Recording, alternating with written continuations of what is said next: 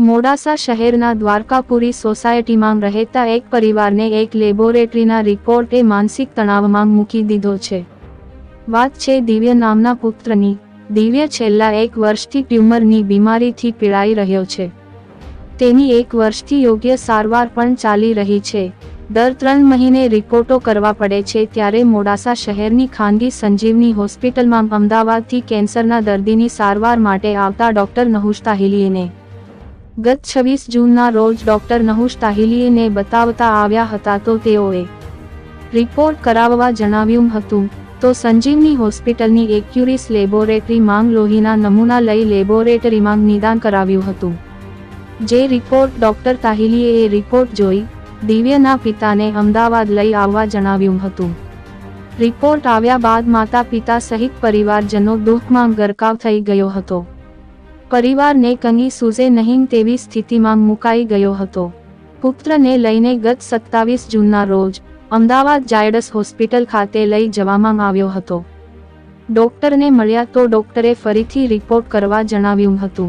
પુત્રનો ફરીવાર કેન્સર હોસ્પિટલની લેબોરેટરીમાં જઈને રિપોર્ટ કરાવ્યો તો તે રિપોર્ટ બિલકુલ નોર્મલ આવતા ડોક્ટર તાહિલીએ પરિવારને કહ્યું કે ચિંતા કરવાની જરૂર નથી।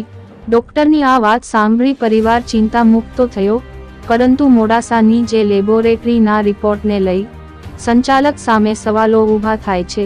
કેમ લોકો સાથે ખિલવાડ થઈ રહ્યો? આ બાબતે ભોગ બનનાર પરિવારે અરવલ્લી જિલ્લા આરોગ્ય અધિકારીને ઘટતું કરવા લેખિત ફરિયાદ કરવાની તજવીજ હાથ ધરી હોવાનું દિવ્યના પિતા રમણલાલ કલાલે જણાવ્યું હતું। પટેલ રમણલાલ હેમચંદ, ગામ જાલીટી, હાલના હાલતમાં મોડાસા દ્વારકાપુરી ગોપી પોચમાં રહીએ છીએ। અમારા બાળકને નાઉદસર અમદાવાદમાં કેન્સરની દવા ચાલે છે અને હાલની ઘડી 25/6ના એપાર્ટમેન્ટ હતું અને 26 તારીખ સાહેબ અહીં મોડાસા સંજીવીમાં આવવાના હતા। અમે મોડાસા સંજીવીમાં 26 તારીખ જશું એમ કરીને અમદાવાદ ગયા નહીં। એના પછી સાહેબને મળ્યા પછી એમને અમે વાત કરી એટલે સાહેબે કીધું કે રિપોર્ટ કરાવી લાવો। એટલે અમે બહાર નીકળ્યા। એના પછી મને થયું કે હોસ્પિટલમાં જ છે તો હોસ્પિટલમાં અમે કરાવી દઈએ। અમે હોસ્પિટલ સંજીવી હોસ્પિટલમાં ગયા, લેબોરેટરીમાં ગયા, બ્લડ આપ્યું। એના પછી એમને રિપોર્ટ આવી ગયો। 15 થી 20 મિનિટમાં ફોન આવ્યો કે તમે રિપોર્ટ લઈ જાઓ। અમે રિપોર્ટ લેવા ગયા, તેની હાલત ખરાબ બતાવી। સાહેબને મળ્યા એટલે સાહેબે કીધું કે હાલત ખરાબ છે ને કાલે તમે અમદાવાદ આવો તાત્કાલિક। એટલે અમે રાત્રે ખાવા પીવાનું બધું હરામ કરીને અમે ઊંઘ્યા નહીં ને વહેલા 5:30 વાગે અમદાવાદ જવા નીકળી ગયા। 8 વાગ્યા પહેલાં અમે અમદાવાદ પૂગી ગયા ઝાયડન્સમાં ગયા। પછી અમે બ્લડ રિપોર્ટ કર્યો ને 11:30થી વચમાં અમારો રિપોર્ટ આવી ગયો ને બ્લડ રિપોર્ટને બધું સારું આવ્યું, નોર્મલ આવ્યું અને અમે ખુશ થયા।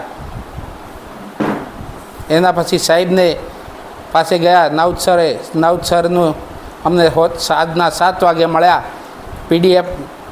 પીટી સ્કોન કરાયો, એ બી નોર્મલ, બ્લડ રિપોર્ટ નોર્મલ, બધા રિપોર્ટ નોર્મલ કરી ને 26 તારીખે અમે નાઉદસરે કીધું કે સારું છે રિપોર્ટ, કોઈ ચિંતા કરવાની જરૂર નથી। ને અમે આ સંજીવીના હોસ્પિટલમાં રિપોર્ટ કર્યા પછી 25 તારીખે અમારું ખાવું પીવું આરામ થઈ ગયું અને ઊંઘ પણ ના આવી।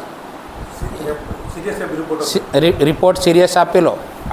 એ બાબત માટે અમે રજૂઆત એમને ફોન કર્યો, તે કીધું કે અમદાવાદનો રિપોર્ટ ખોટો છે। એ રીતની અમને જાણ કરી। અમે બી આરોગ્ય અધિકારીને જાણકાર આપવાની છીએ, રજૂઆત કરી। મારું નામ ભરતભાઈ દેશવાલ, દ્વારકાપુરી સોસાયટી, મિત્રજોડ મોડાસા। અમારી સોસાયટીમાં રહેતા રમેશભાઈના બાબાને છેલ્લા કેટલાક સમયથી કેન્સરની દવા ચાલે છે। એમને દર 3 મહિને અમદાવાદના ઝાયડસના ડૉક્ટરના માર્ગદર્શન હેઠળ રિપોર્ટ કરાવવા પડે છે। આ મુજબ તેઓએ મોડાસા સંજીવની હોસ્પિટલમાં આવેલ લેબોરેટરીમાં રિપોર્ટ કરાવ્યો।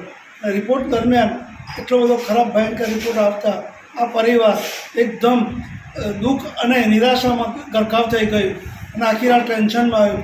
તેઓએ અમદાવાદના ડૉક્ટરનો ઝાયડસમાં કોન્ટેક્ટ કર્યો। ડૉક્ટર સાહેબે તેમને સવારે વહેલા અમદાવાદ આવી અને એમને મળવાનું રિપોર્ટો સાથે ત્યાં મળવા બોલાવ્યા। અમદાવાદ ગયા પછી આ પરિવારે ત્યાં આગળ ડૉક્ટરના માર્ગદર્શન હેઠળ તમામ રિપોર્ટો કરાયા। એ રિપોર્ટોમાં આવ્યા પછી આ ડૉક્ટરને બતાવ્યું, તમામ રિપોર્ટો નોર્મલ આવ્યા.